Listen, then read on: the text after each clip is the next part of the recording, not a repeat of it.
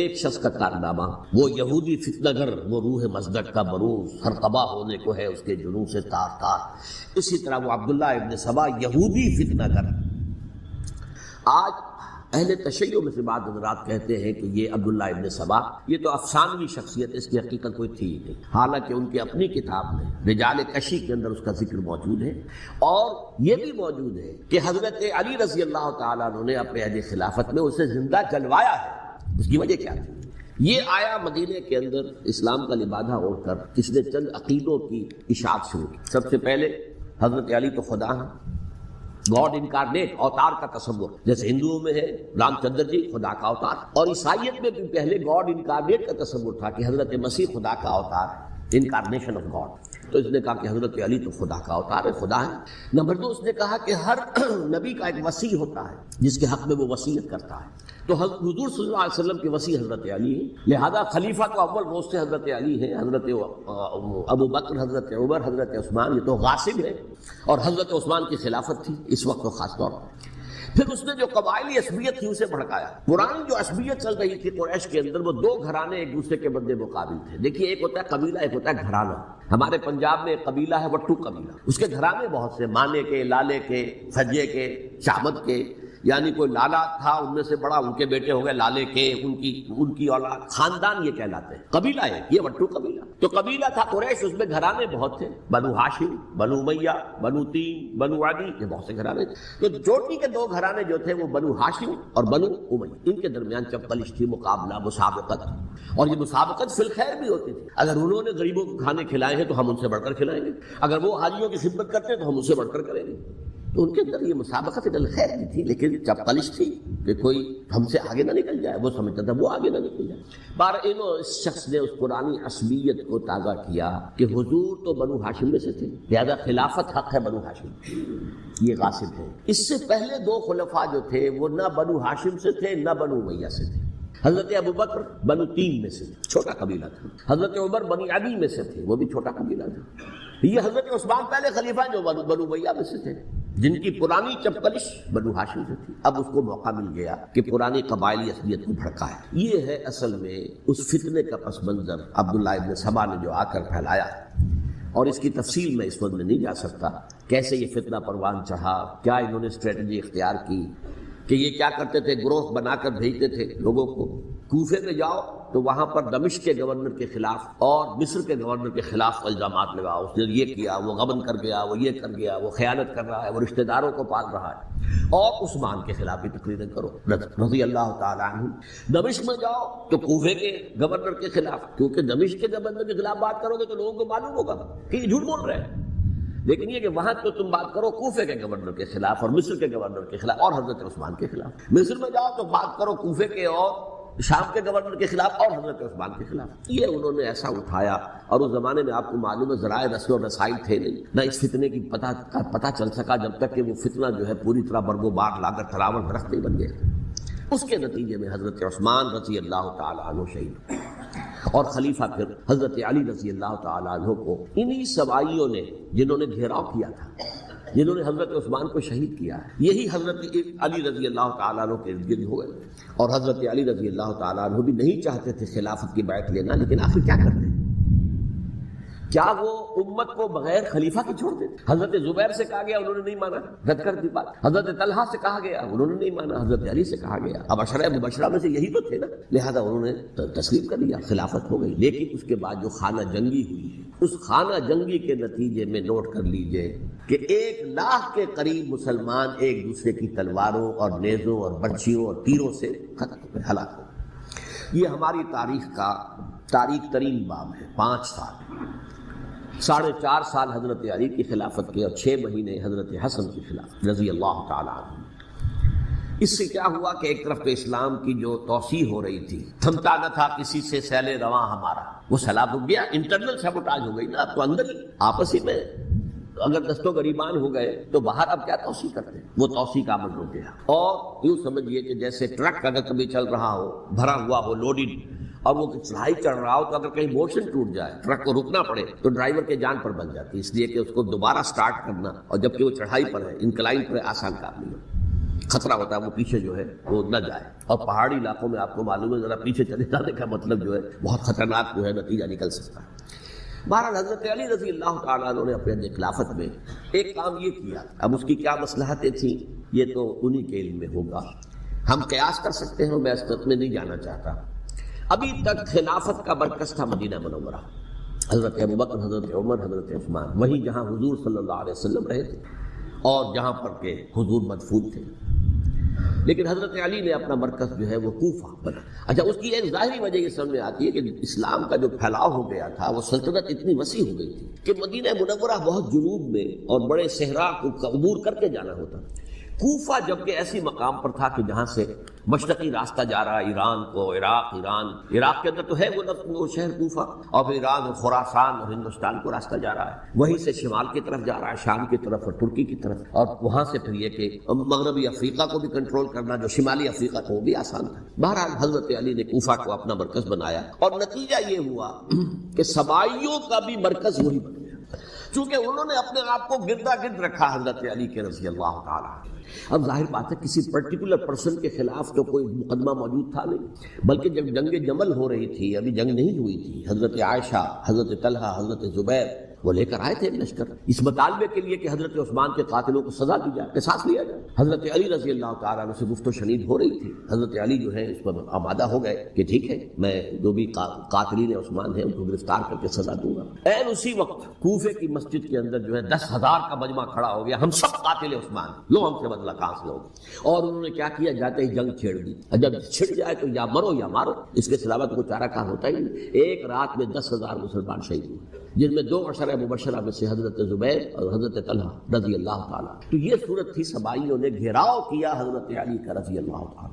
حضرت معاویہ دعوے دار نہیں تھے خلافت کے, قطعاً نہیں, ان کا صرف ایک دعویٰ تھا اور وہ یہ تھا کہ عثمان کے قاتلوں کو گرفتار کرو یا خود سزا دو یا ہمارے حوالے کرو, ہم اس سے قصاص لیں گے. اس لیے کہ قبیلہ بنو امیہ کا تھا اور حضرت ابی معاویہ بنو امیہ میں سے, تو ایک خاندانی طور پر جو ہے ہم قصاص لیں گے ان سے جنہوں نے قتل کیا ہے حضرت عثمان.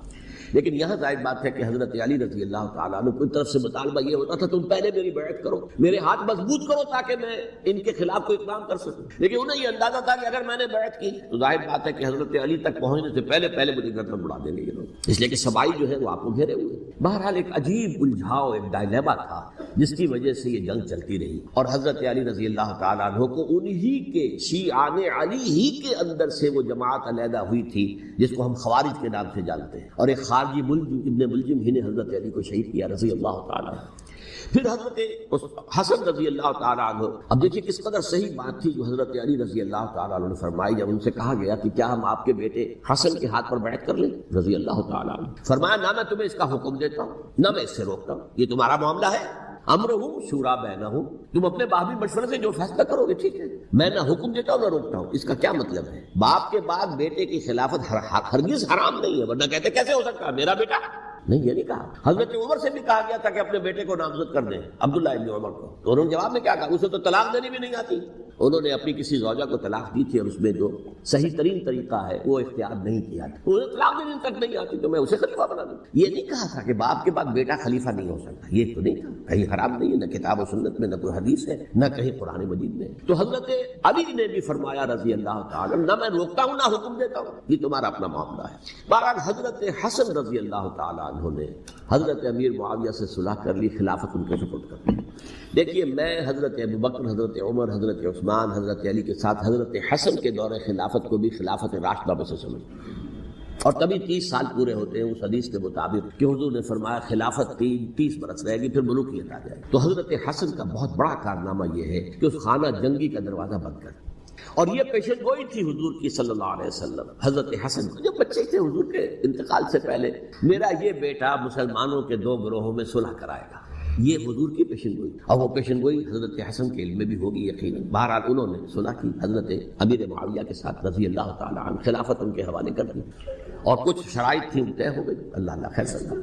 حضور کی تو یہ پیشن گوئی جو ہے صحیح ثابت ہوئی کہ میرا یہ بیٹا مسلمانوں کے 2 بڑے گروہوں کے درمیان صلح کرا رہا, اور سبائیوں نے انہیں تانے دیے, یا عار المومنین, اے مومنوں کے لیے موجب عار, موجب شرم, تم نے بزدلی دکھائی. تم نے امیر معاویہ کو خلیفہ تسلیم کر دیا، تم نے بزدلی دکھا دی، معاذ اللہ ثم معاذ اللہ ثم معاذ۔ اب میں کچھ باتیں حضرت امیر معاویہ کے بارے میں کہنا چاہتا ہوں، اس لیے کہ وہاں اس میں نے حضرت معاویہ کے بارے میں یہ تو بہت شدت کے ساتھ کہا تھا، اور میں اب بھی اس پر قائم ہوں اور پوری طریقے سے قائم ہوں۔ میرا مستقل موقف یہی ہے کہ حضرت معاویہ رضی اللہ تعالیٰ عنہ کے دور خلافت کو ہم خلافت راشدہ میں شامل نہیں سمجھتے، اہل سنت میں سے کوئی بھی نہیں سمجھتا، لیکن اس کے ساتھ میں نے حضرت امیر معاویہ کے کچھ مناقب بھی بیان کیے تھے تاکہ پلڑا جو ہے ترازو کا اس کے دونوں پلڑے سامنے آ جائیں۔ لیکن یہ کہ وہ حصہ میرے اس بیان کا نکال دیا، ختم کر دیا گیا۔ یہ میں نہیں جانتا کہ اس میں کیا مصلحت دیکھی گئی ہے، اس میں تو کسی کے لیے کوئی معاملہ ایسا نہیں تھا کسی کے جذبات کو جو ہے وہ ٹھیس پہنچانے والا، کیونکہ میں نے کہا وہ خلیفہ راشد نہیں تھی، صاف میں نے کہا، بلکہ وہ دور ملوکیت کا آغاز ان سے ہو گیا۔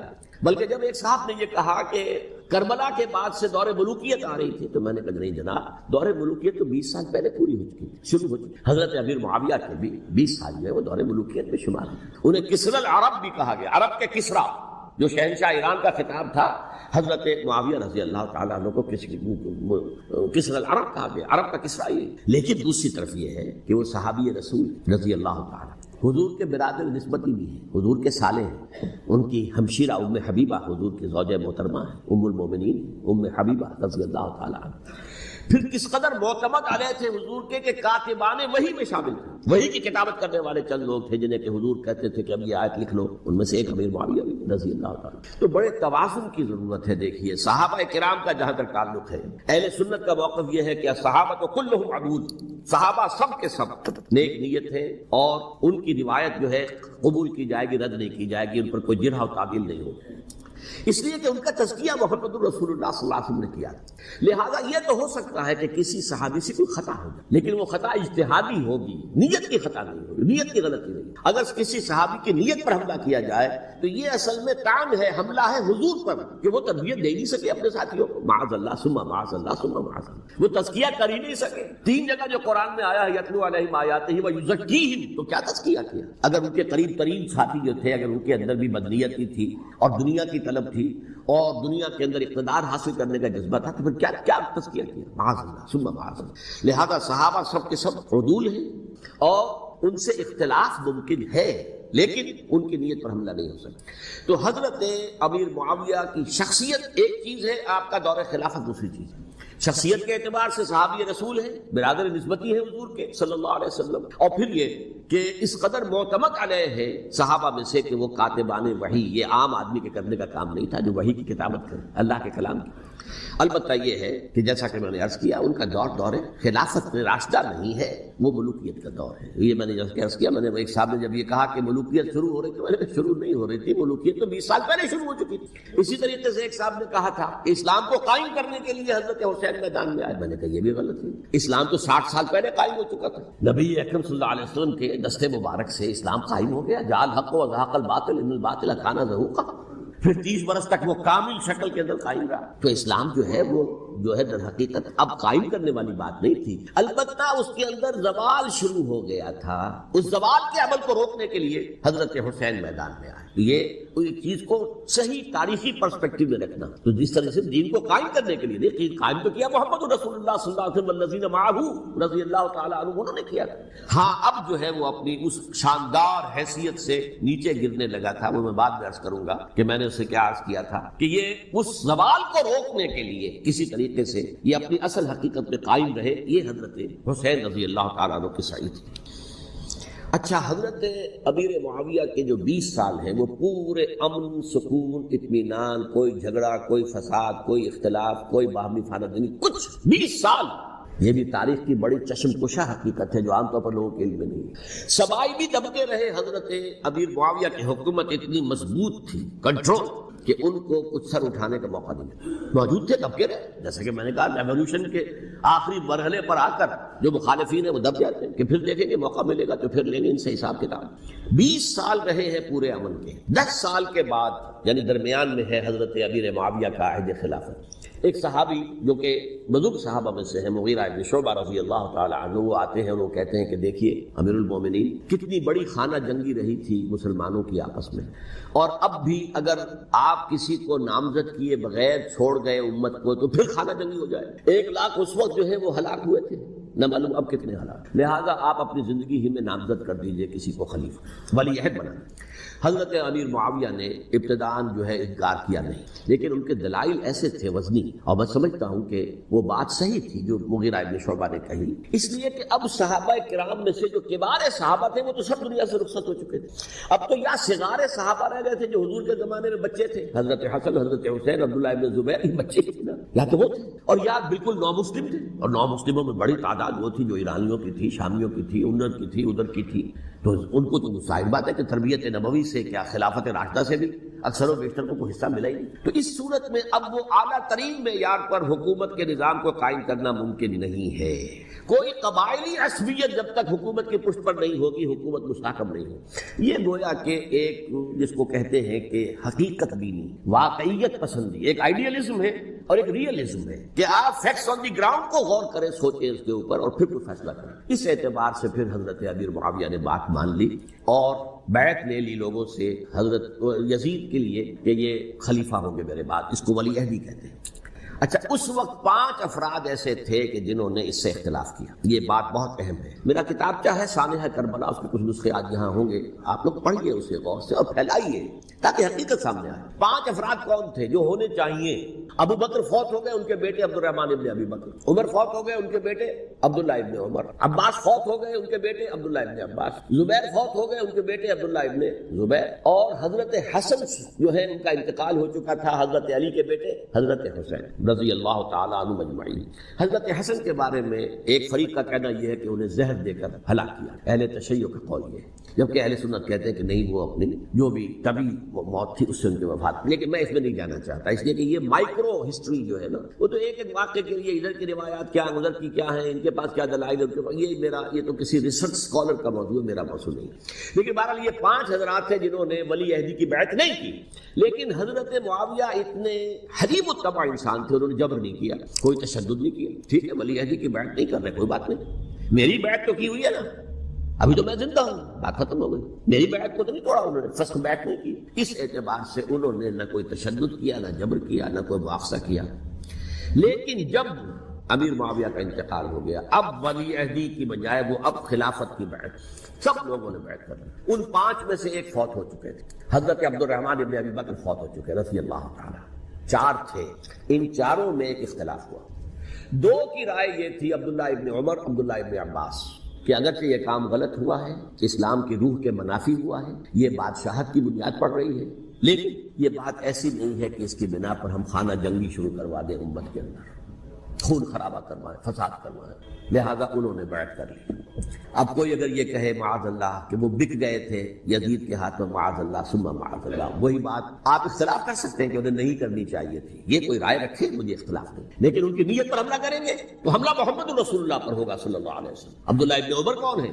کتنی حدیثیں ان سے جو ہے وہ منقول ہیں. عبداللہ ابن عباس کون ہے؟ جنہیں حضور نے جو ہے جن کے لیے دعا کی تھی، اے اللہ فقہہ فی الدین وعلم التاویل، اے اللہ اس نوجوان کو دین کا فہم عطا کر اور قرآن کی تعویل اور تفسیر کا علم عطا کر. حبر الامہ کہلاتے ہیں. وہ کہیں پیسوں اور ٹکروں کے عوض بن جانے والے نہیں تھے، انہوں نے امت کی مصلحت دیکھی. نیت جو ہے اس پر حملہ نہ کیجیے، البتہ اختلاف کا حق آپ کو حاصل ہے. 2 حضرات جو ہے ڈٹے رہے کہ نہیں، ہمیں کم وقت میں ریزسٹ کرنا ہے. عبداللہ ابن زبیر عمر کے اعتبار سے وہ بڑے ہیں. مسلمانوں میں سب سے پہلے ولادت مدینے میں جا کر جو ہوئی ہے وہ عبداللہ ابن زبیر کی ہوئی ہے.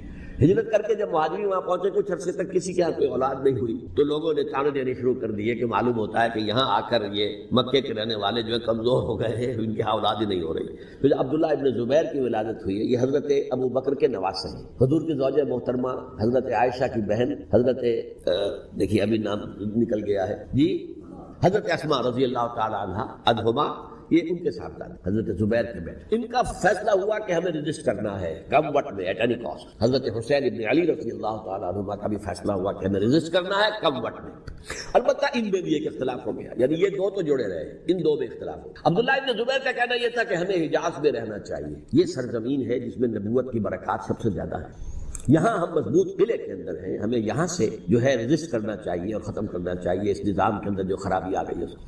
حضرت حسین رضی اللہ تعالیٰ عنہ کے پاس خطوط کا تانتا بنا ہوا تھا، کوفے سے لوگ خط لکھ رہے تھے، آئیے آئیے آئیے، ہم آپ کے ہاتھ پر بیعت کریں گے، ہم آپ کے ہاتھ پر بیعت کریں گے، ہم آپ کے ہاتھ پر بیعت کریں گے. یہی وہ کوفہ جو حضرت علی کا دارالخلافہ رہا تھا اور جو پھر سبائیت کا گڑھ بن گیا. چنانچہ حضرت حسین نے حضرت مسلم بن عقیل کو بھیجا وہاں پر کہ میرے نمائندے کی حیثیت سے جا کر وہاں پر بیعت لو. 10-12 ہزار افراد نے بیعت کر لی. لیکن اس کے بعد یزید کی طرف سے گورنر بنا کے بھیجا گیا ابن زیاد کو. ابن زیاد نے آ کر جو تشدد کیا اور سختی کی تو سب کے سب بیعت توڑ کر اور سب منحرف ہو گئے. مخلصین تو وہ تھے نہیں. الکوفی لایوفی، کوفی جو ہے وہ تو کوئی وعدہ وفا کرنے والا ہوتا ہی نہیں. بیعت توڑ دی. فمن نقص فانما ينقص على نفسه. بیعت کے بعد بیعت توڑ دینا بہت بڑا گناہ ہے. توڑ دی. ادھر اطلاع مل گئی حضرت حسین کو، چل چکے تھے وہ راستے میں تھے کہ وہاں تو مسلم بن عقیل شہید ہو گئے اور سب لوگوں نے بیعت توڑ دی. اب واپس جانا چاہتے تھے لیکن مسلم بن عقیل کے بیٹے جو ہے اڑ گئے. یہ عرب کی اپنی ایک جو ہے پرانی ان کی حمیت اور ان کا قبائلی نظام کہ اب ہم اپنے والد کے خون کا قصاص لیے بغیر نہیں جائیں گے. حضرت حسین رضی اللہ تعالیٰ عنہ کی مروت اور شرافت، یہ میرا ساتھ دینے کے لیے آئے تھے، اب میں ان کا ساتھ نہ دوں تو یہ تو شرافت اور مروت کے خلاف ہے. کہا اچھا چلو چلتے. وہاں جا کر بھی عین اپنے میدان کے اندر بھی حضرت حسین رضی اللہ تعالیٰ عنہ نے 3 چیزیں پیش کی ان کوفیوں کے لشکر کے خلاف. سب سے بڑا لشکر کے اندر سب سے بڑے تو کوفی تھے جنہوں نے بیعتیں کی ہوئی تھی حضرت حسین کے ساتھ. دیکھو مجھے جانے دو واپس حجاز کی طرف، یا مجھے سرحدوں پر بھیج دو تاکہ میں کافروں کے ساتھ جنگ کرتے ہوئے اپنی جان دے دوں، یا مجھے یزید کے پاس جانے دو، میں اپنا معاملہ اس سے طے کر لوں. لیکن کوفیوں کو یہ گوارا نہیں تھا. اگر یہ یزید کے پاس پہنچ گئے تو ہمارا کچا چٹھا بیان کر دیں گے کہ مجھے تو ان لوگوں نے برگلا کر بلایا تھا. اس لیے کہ دیکھیے حضرت امیر معاویہ کے 20 سالوں کے دوران میں بتا چکا ہوں ان کی حکومت اتنی مستحکم تھی کہ اس کے خلاف کوئی فتنہ اٹھانا ممکن نہیں تھا. اب چونکہ چینج اوور ہوا تھا، اور چینج اوور میں آپ کو معلوم ہوتا ہے کہ ایک جس کو کہتے ہیں every thing is in the melting پاٹ، ابھی تو یہ درمیان کے اندر معاملہ ہے. تو انہیں موقع ملا، سر اٹھایا حضرت حسین رضی اللہ تعالیٰ عنہ کو، جو خطوط لکھے جس کے کہ تھیلے کے تھیلے اور بوریوں کی بوریاں بھری ہوئی حضرت حسین کے ساتھ تھی، وہ کہا کہ آئیے ہم آپ سے بیعت کریں گے. انہوں نے نہیں مانا. اور اصل میں حضرت حسین کے قاتل وہ کوفی، وہ بزدل، وہ منافق جنہوں نے بیعت کر کے بیعت توڑی. اور اب وہ آ گئے کہ اگر یہ حسین رضی اللہ تعالیٰ عنہ بچ کر کہیں یزید کے پاس پہنچ گئے تو پھر ہمارا کچا چٹھا جو ہے وہ سامنے آ جائے گا اور ہماری پھر شامت آ جائے گی. لہٰذا انہوں نے قتل کیا حضرت حسین کو رضی اللہ تعالیٰ. ایک بات جو علامہ ڈاکٹر قلب صادق نے فرمائی، اور مجھے میرے علم میں یہ بات پہلے نہیں تھی، وہ یہ کہ حضرت حسین کے قتل کا فتویٰ ایک بہت بڑے مفتی نے دیا. یہ بات بھی ذرا سمجھ لیجیے. حضرت حسین رضی اللہ تعالیٰ عنہ کے قتل کا فتویٰ ایک بہت بڑے مفتی نے دیا. کیوں دیا تھا؟ اس لیے کہ حضور کی احادیث موجود ہیں کہ جب ایک شخص کی ایک خلیفہ کی بیعت ہو جائے تو دوسرا اگر کھڑا ہو تو اسے قتل کرو. کھلی حدیث. اسی لیے ایک بہت بڑے مفسر بھی ہے، فقیہ بھی ہے، قاضی ابن العربی رحمۃ اللہ علیہ. ایک ابن عربی ہیں الف لام کے بغیر، ابن عربی، وہ بہت بڑے صوفی ہیں، فلسفی ہیں، اندلس کے ہیں. یہ قاضی ابن العربی ہیں جنہوں نے قرآن کی ایک تفسیر لکھی ہے اس اعتبار سے کہ صرف ان آیات کی تفسیر جن سے کہ فقہی احکام جو ہے ان کا استنباط ہوتا ہے. یہ 2 تفسیریں اس طور سے لکھی گئی ہیں قرآن مجید کی. احکام القرآن ان کا نام ہے دونوں کا، جن میں سے ایک جو ہے قاضی ابن العربی کی ہے. ان کا ایک جملہ نقل ہوتا ہے، قتل الحسین بسیف جدہ. حسین قتل ہو گئے اپنے ہی نانا کی تلوار سے. وہ تلوار کیا تھی؟ جب کسی کی بیعت ہو چکی ہو پھر کوئی کھڑا ہو مدعی خلافت قتل کر. میرے نزدیک حضرت حسین مدعی خلافت نہیں تھے. یہ بات اس وقت سامنے لوگوں کے نہیں آئی، بلکہ حکومت نے یہ باور کرا دیا کہ یہ تو باغی ہے، یہ مدعی ہے خلافت کے. انہوں نے تو دعویٰ نہیں کیا خلافت کا، وہ تو صرف اس عمل کو روکنے کے لیے میدان میں آئے. اور اس بات کو اچھی طرح سمجھ لیجئے کہ اس وقت تک یہ جو تصور آج ہمارے پاس ہے کہ ریاست علیحدہ ہے، حکومت علیحدہ ہے، state of Pakistan, we are loyal to the state of Pakistan. ہم ریاست پاکستان کے وفادار ہیں، گورنمنٹ آف پاکستان کے وفادار نہیں ہیں. We are not loyal to the government. Government تو کبھی بے نظیر کی تھی، ہم اس کے خلاف تحریک چلا رہے تھے، یا کبھی کسی اور کی تھی اس کے خلاف تحریک چل رہی ہے، یا کبھی ضیاء الحق کی تھی اس کے خلاف تحریک چل رہی ہے. گورنمنٹ کو بدلنا تو عوام کا حق ہے. آج اس وقت نہیں تھا، اس وقت ریاست اور حکومت کا کوئی فرق نہیں تھا. لہذا جو حکومت سے اختلاف کرے گویا کہ باغی ہے. یہ ہے اصل میں وہ پیچیدہ مسئلہ کہ کیوں کسی مفتی نے فتویٰ دے دیا. اس لیے کہ اس وقت تک ریاست اور حکومت کا فرق واضح نہیں تھا دنیا پر. یہ تو ابھی کوئی 100-150 سال کی بات ہے کہ آج ہمارا جو پولیٹیکل سائنس کا ایولیوشن ہوا ہے وہ اس اسٹیج تک پہنچ گیا ہے کہ اسٹیٹ علیحدہ ہے، حکومت علیحدہ ہے. حکومت تو اسٹیٹ کے 3 آرگنز میں سے ایک آرگن ہے. ایڈمنسٹریشن حکومت کی ہے، جوڈیشری ہے اور لیجسلیچر ہے. 3 آرگنز ہیں بڑے بڑے، ان میں سے ایک ہے. تو حکومت کو بدلنا تو عوام کا حق ہے، چاہے وہ ووٹ کے ذریعے بدلے، چاہے ایجوکیشن اگر پرامن ایجوکیشن ہے اس سے حکومت کو بدلنے کا حق حاصل ہے دستوری طور پر ہر اعتبار سے. اس وقت یہ نہیں تھا، لہذا صورتحال یہ بن گئی کہ حکومت وقت نے باور کرا دیا مسلمانوں کو. ورنہ سوچئے نواسۂ رسول کو قتل کرنا کوئی آسان کام تھا. آخر سب کلمہ گو تھے کہ نہیں تھے؟ کلمہ گو تو تھے نہیں، اور حضور سے عقیدت اور محبت میں کمی. لیکن یہ کہ فتویٰ اگر ایک بہت بڑے مفتی کا، جو کہ حضرت علامہ ڈاکٹر قلب صادق صاحب نے فرمایا، مجھے اس مفتی کا نام بھی معلوم نہیں، کہ ایک مفتی کا فتویٰ تھا وہ، جس کے بنا پر اب ان لوگوں نے حضرت حسین کو قتل کیا. اور یہی وجہ ہے کہ انہوں نے پھر خیموں کو بھی آگ لگا دی. بھائی حالانکہ دیکھیے اگر دشمنی کا انتقام ہوتا تو حضرت علی بن حسین جو بیمار تھے، جو بعد میں زین العابدین رحمت اللہ علیہ کے نام سے، پھر یہ اہل تشیع کے چوتھے امام معصوم ہیں، حضرت علی، حضرت حسن، حضرت حسین، اور پھر حضرت علی بن حسین زین العابدین رحمت اللہ علیہ. کیا ان کو بھی قتل کرتے تھے؟ حضرت حسین کی نسل ہی ختم ہو جاتی. لیکن دیکھیے آج کیوں لگائی؟ آج اس لیے لگائی کہ وہ جو ڈاکومنٹری پروف ہے ہماری غداری کا یزید کے خلاف حضرت حسین کو جو ہم نے دعوت دی، وہ جو ڈاکومنٹری پروف خطوط کی شکل میں موجود ہے وہ ختم ہو جائے، ڈسٹرائے ہو جائے. اس کے لیے انہوں نے خیموں میں آگ لگائی. بہرحال یہ ہے تاریخی پس منظر، یہ اسی سبائی فتنے کا تسلسل ہے جس نے سب سے پہلے حضرت عثمان کی جان لی رضی اللہ تعالیٰ عنہ. 5 سال تک مسلمانوں میں خانہ جنگی رکھی، حضرت علی کو پھر شہید کیا، اور اس کے بعد جو ہے 20 سال حضرت امیر معاویہ کے تو سر نہیں اٹھا سکے. لیکن پھر جب ایک چینج اوور ہو رہا تھا تو اس وقت انہوں نے موقع غنیمت سمجھا کہ اب کھڑے ہو جاؤ اور اب دوبارہ ایک فتنہ جو ہے اس کو امت کے اندر پیدا کر. اچھا، اس معاملے میں ایک بات جو میں نے وہاں کہی کہ ہمارے ہاں شاعرانہ جو مبالغہ آمیزی ہے، یہ میری گفتگو کا حصہ انہوں نے حذف کر دیا ہے. اور میں نے ایک سنی شاعر، بہت بڑے عالم، جن کے حوالے سے آج بھی میری تقریر ہوگی خالد جناح ہال میں، مولانا محمد علی جوہر کے ایک شعر کے حوالے سے کہا کہ قتل حسین اصل میں مرگ یزید ہے، اسلام زندہ ہوتا ہے ہر کربلا کے بعد. میں نے کہا بالکل محمل شعر ہے، اسلام مرا ہی نہیں تھا، زندہ ہونے کا کیا سوال. اور اگر کسی درجے میں مزمحل یا زخمی ہوا تھا تو وہ تو رہا، کربلا کے بعد بھی رہا، یزید کی حکومت بھی رہی، بنو امیہ کی حکومت بھی چلی، کوئی تبدیلی تو نہیں آئی. یہ کیا کہہ رہے ہیں؟ اسلام زندہ ہوتا ہے کربلا کے بعد. میں نے کہا اسلام مرا نہیں تھا. جیسے میں نے یہ کہا کہ ملوکیت جو ہے وہ اب شروع نہیں ہوئی، ملوکیت تو 20 برس پہلے شروع ہو چکی تھی حضرت امیر معاویہ کے. لیکن ظاہر بات ہے کہ حضرت حسن نے، حضرت حسین نے اس کو قبول کیا، اور حضرت حسین نے تو پھر 10 سال تک ولی عہدی جو تھی چاہے بیعت نہیں کی لیکن اس کے خلاف میدان میں آ کر چیلنج تو نہیں کیا. اس اعتبار سے یہ معاملہ جو ہے اسلام زندہ ہوتا ہے کربلا کے بعد، یہ بے تکی بات ہے. ہاں، حضرت شاہ اسماعیل شہید رحمۃ اللہ علیہ کی اگر میں تشبیہ کو، تمثیل کو سامنے رکھوں تو اسلام کی عمارت 6 منزلہ ہے، 6ٹھی منزل ٹاپ کی وہ گر گئی، 5 منزلیں انٹیکٹ تھی. اسلام مرا نہیں تھا. عدالت میں شریعت کے مطابق فیصلے ہو رہے تھے، قاضی تھے، مفتی تھے، شریعت نافذ تھی. اسلام کیا مرا تھا؟ جبکہ خود کہہ رہے ہیں علامہ قلب صادق کے ایک مفتی کے فتوے سے حضرت حسین کو قتل کیا گیا. اب وہ مفتی کی رائے، اس کی مدنیتی ہو، جو بھی ہو وہ جانے، اللہ جانے. لیکن عام مسلمان کیا کریں؟ اس پہلو سے اسلام مرا نہیں تھا. ہاں، ایک منزل گر گئی تھی، وہ گری رہی، 1000 برس تک گری رہی، یہاں تک کہ آ کر مغربی امپیریلزم نے اس کے گرایا، ملوکیت کا معاملہ ختم کیا، اور وہ جبرین ملوکیت دوسری آ گئی. ورنہ وہی بادشاہی چلی ہے.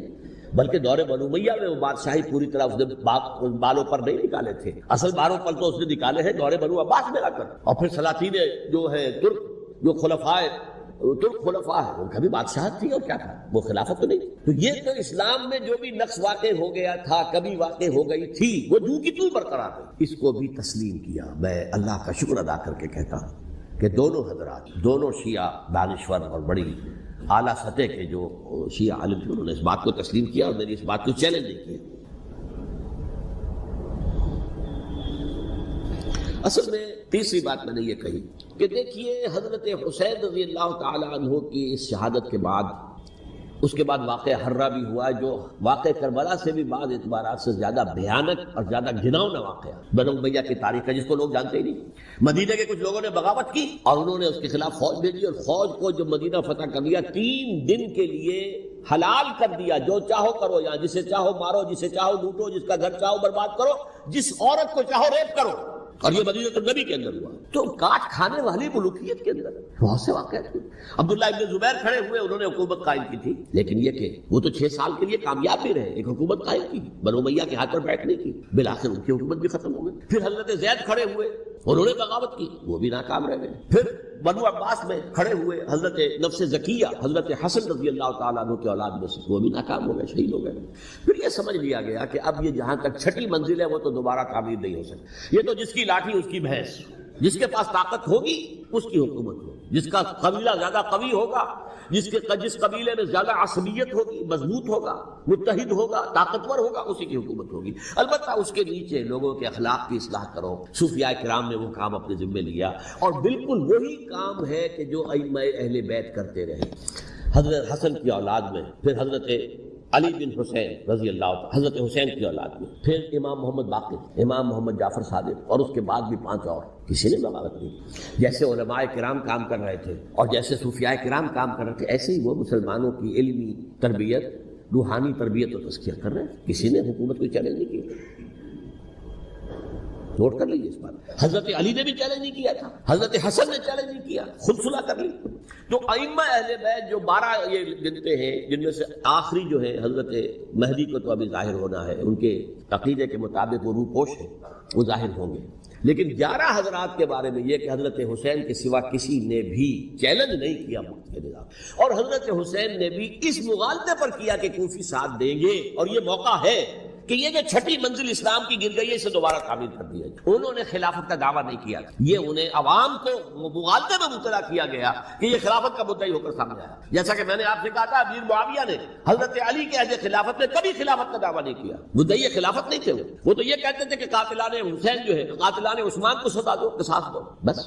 اسی طرح حضرت حسین نے بھی، اب دیکھیے اس ضمن میں اس میں کوئی شک نہیں ہے، حضرت حسین رضی اللہ تعالی عنہ کی جو شہادت ہوئی ہے، ان کے ساتھیوں کی، اعزاء و اقارب کی، تاریخ انسانی میں یہ عزم، ہمت، شجاعت، مسافرت، صبر، استقلال، استقامت، اس کی بہت روشن مثال ہے، بہت روشن مثال ہے، بہت روشن مثال ہے۔ لیکن اس سے تاریخ کی رفتار پر کوئی اثر نہیں پڑا۔ وہ جو ملوکیت آ گئی تھی وہ اور گہری سے گہری ہوتی چلی گئی۔ واقعہ کربلا کے بعد تو واقعہ ہررا ہوا میں نے گنوا دیا آپ کو، اس سے زیادہ تو میرے خیال میں کہ اور ہمارے لیے لائق شرم جو ہے کوئی واقعہ ہے ہی نہیں اس پہلو سے۔ لیکن حضرت حسین کا ایک، اب ان کو یہ کہ میں مطلب یہ کہ اگر میں ان کے ہاتھ پر بیعت کر لیتا ہوں، جو کہ اس وقت سامنے موجود تھے، کہ یزید کی بیعت تمہارے ہاتھ پر کرتا ہوں، تو گویا کہ اپنے آپ کو سرنڈر کر دیتے ہیں۔ وہی خطرہ جو امیر معاویہ کو تھا کہ مجھے وہ تو پہنچنے بھی نہیں دیں گے علی تک رضی اللہ تعالیٰ عنہ، اور مجھے پہلے شہید کر دیں گے۔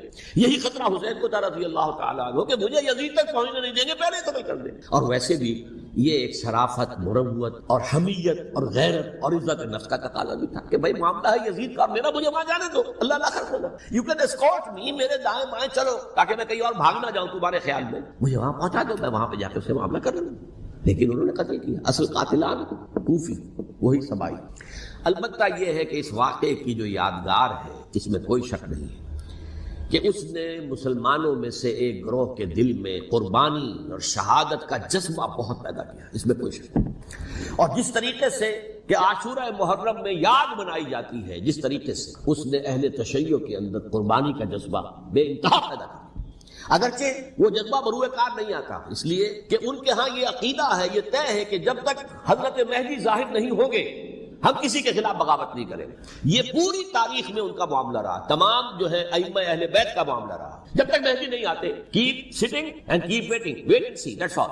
یہ تو خمینی صاحب نے کیا ہے، آیت اللہ خمینی صاحب نے، کہ انہوں نے یہ ایران کے شیعوں کو باور کرایا کہ بھائی جب آئیں گے حضرت مہدی آ جائیں گے، لیکن ہم اب ہاتھ پر ہاتھ کر بیٹھے رہیں، باطل کو چیلنج بھی نہ کریں، ہمیں کچھ تو کرنا چاہیے، وہ ہاتھ پاؤں ہلانے چاہیے، اور کچھ نہیں تو مہدی کا راستہ جو ہے صاف کرنا چاہیے، تمہید کرنی چاہیے، ان کے راستہ ہموار کیا جائے۔ تو یہ ان کی بڑی عظمت ہے آیت اللہ خمینی صاحب کی کہ اہل تشیع ایران کے جو ہے انہوں نے یہ بات منوا لی کہ ہم بالکل انرٹ نہیں بیٹھے رہیں گے، بلکہ اپنے نائب امام قرار دے کر، اور ولایت فقیہ کے فلسفے کے حوالے سے یہ 2 چیزیں ان کی جو ہیں بنیادی فلسفے کی ہیں، وہ اس وقت میرا موضوع نہیں ہے۔ انہوں نے عوام کو ایسا کھڑا کیا ہے کہ 20,000 سے لے کر 30,000 کے درمیان انسانوں نے جانیں دی، عورتوں کے جلوس نکلے، شیرخوار بچہ گود میں ہے عورت کے، اور گولی کھا رہی ہے، مر رہی ہے، گر رہی ہے۔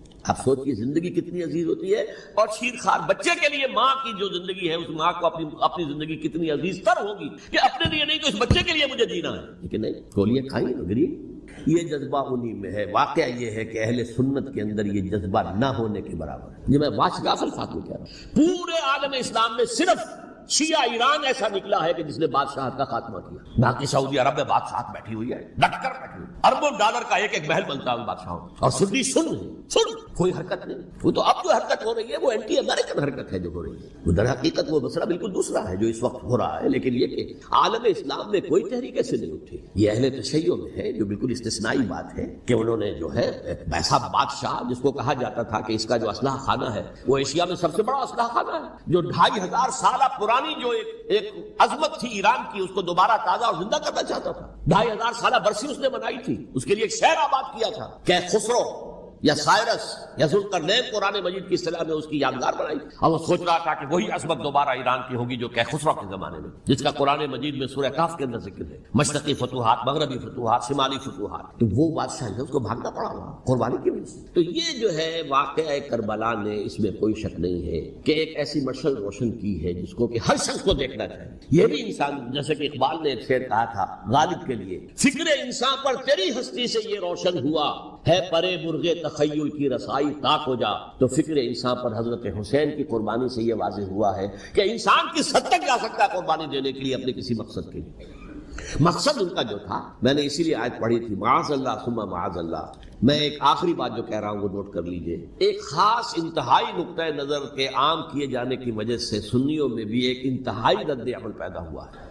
ایکسٹریم رائٹسٹ سنی، اگر ایک طرف سے حملہ کیا گیا ہے حضرت عثمان کی نیت پر، ان کو خیانت کا الزام لگایا گیا، ان پر اقربا پروری کا الزام لگایا گیا، حضرت ابو موسیٰ شریف پر خیانت اور غداری کا الزام لگایا گیا. یہ ساری چیزیں اگر صحابہ کرام کے اوپر ہوئی، امیر معاویہ پر، امیر اور عمرو بن العاص پر، تو جواب میں کچھ لوگ کھڑے ہو گئے. حضرت علی وہ اقتدار کے طالب تھے، معاذ اللہ ثم معاذ اللہ ثم معاذ اللہ. یہ اہل سنت کا موقف نہیں.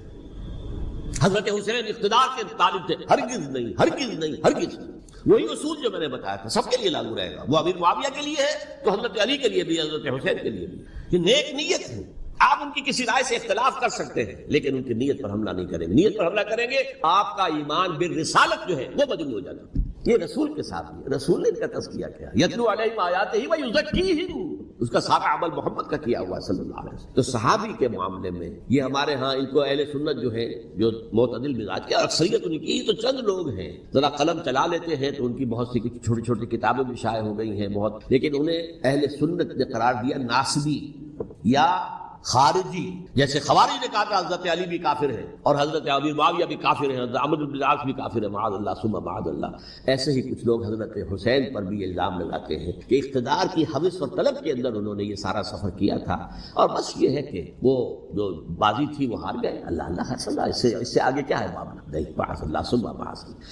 اسی لیے میں نے آیت آج جو پڑھی تھی ایک اور جو بہت بظاہر آپ کو معلوم ہوئی ہوگی، غیر متعلق ہے میرے آج کے عنوان سے، تلک الدار الآخرۃ نجعلھا للذین لا یریدون علوا فی الارض ولا فسادا. یہ سورہ قصص کے آخری آیات میں سے. دیکھو یہ آخرت کا گھر جو ہے وہ ہم خاص کر دیں گے ان لوگوں کے لیے جو اس زمین میں اپنے اقتدار کے طالب نہیں ہوتے.